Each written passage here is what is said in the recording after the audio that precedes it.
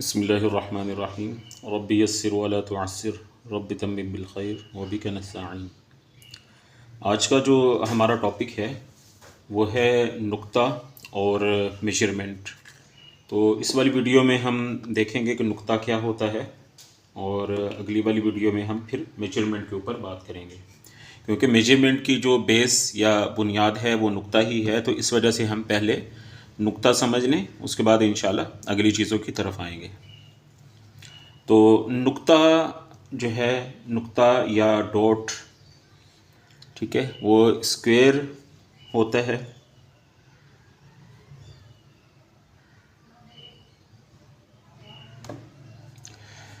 ठीक है, कैलीग्राफी के अंदर।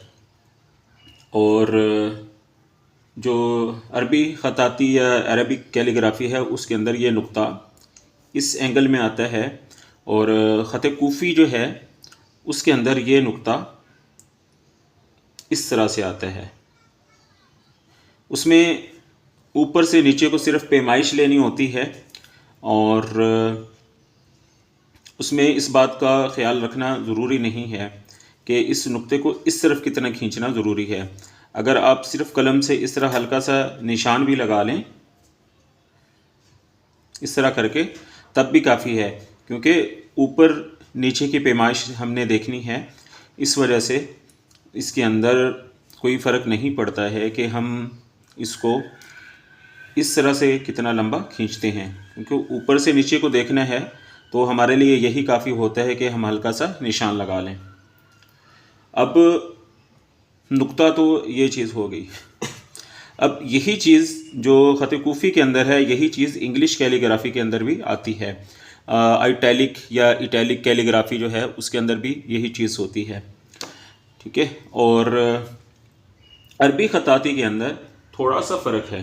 वो फ़र्क ये है कि ये वाला जो नुक्ता है, ये वाला नुक्ता ख़त नस के अंदर आता है, और ख़त रुका के अंदर इसी का 60% हिस्सा आएगा। यानी ये वाला जो हिस्सा है इस तरफ वाला, इसको हम ख़त्म कर देंगे, और ये वाला जो हिस्सा बाकी है तो इसको हम कंसीडर करेंगे ख़त रुका का नुक्ता।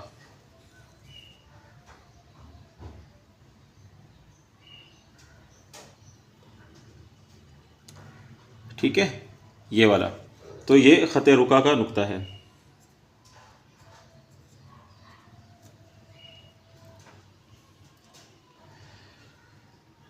नुक्तों के अंदर फ़र्क क्या होता है? फ़र्क ये होता है कि ये वाला नुक्ता जो है ये ख़त नस के लिए है। इसी नुक्ते को थोड़ा सा लंबा कर दें, यानी जितना ये वाला हिस्सा है इतना हिस्सा मज़ीद इसके साथ इस रुख पे मिला दें तो ये ख़त नस का नुक्ता बन जाएगा, माज़रत ख़त सुलुस का नुक्ता बन जाएगा। ठीक है, ये सुलुस का नुक्ता है और ये वाला नस का नुक्ता है।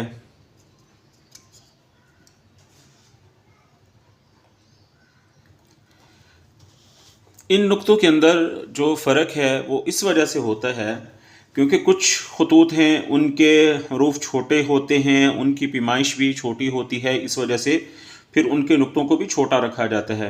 इसी तरह कुछ खतूत हैं तो उनके अंदर नुक्ते थोड़े से बड़े रखे जाते हैं, क्योंकि उसका मीज़ान या उसकी पैमाइश बड़ी होती है।